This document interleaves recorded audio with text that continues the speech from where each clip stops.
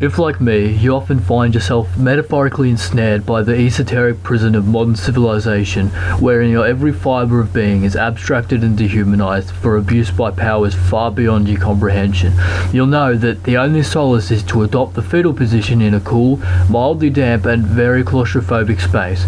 If, also like me, you have inadvertently become literally ensnared in said sanctuary, and the only thing available to you in the effort to stave off insanity is a somewhat obsolete laptop computer, I hope that I can share a few points that I've discovered over the past 9 years to lessen the inevitable pain your situation will provide.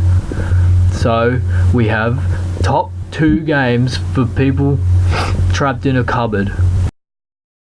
Number 1. Solitaire. Also known as Patience to confusing people, Solitaire is the most popular card game for the significant demographics of people in jail, people with no friends, and now, people trapped in cupboards. Famous players of the game include Napoleon, Magda Goebbels, and President Schwarzenegger. As player 1, your objective is to get 4 stacks of cards in numerical order.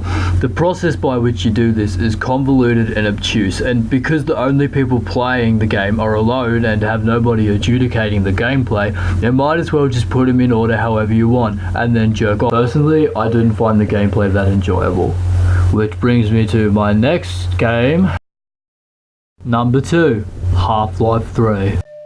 Now, I know this footage will be met with some scrutiny, but I have it on good authority from my source inside Valve that this is very early content from what will eventually be the final product, acting as a prologue of sorts that will give some added detail to events that transpired at Black Mesa, and hopefully answering some of the questions that we had at the onset of the sequel.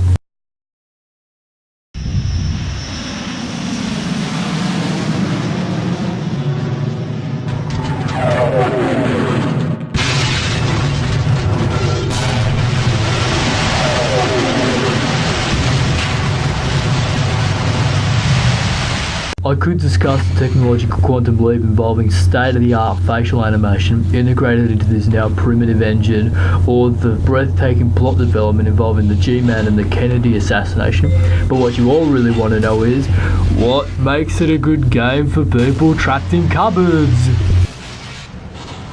Having played only a fraction of the game, I can safely say that Half-Life 3 is great for people trapped in cupboards for many reasons.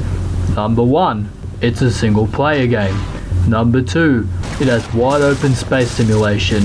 Number C, it's currently unfinished despite being in development for 26 years now, so when it finally comes out you'll probably have escaped your cupboard, sold your story to a film studio and financed the game yourself. And number 4, the game as it is now could run on a piece of toast. In conclusion, my favourite game was Solitaire because of its elegance and simplicity, and because it took much too long for Half-Life 2 to come out.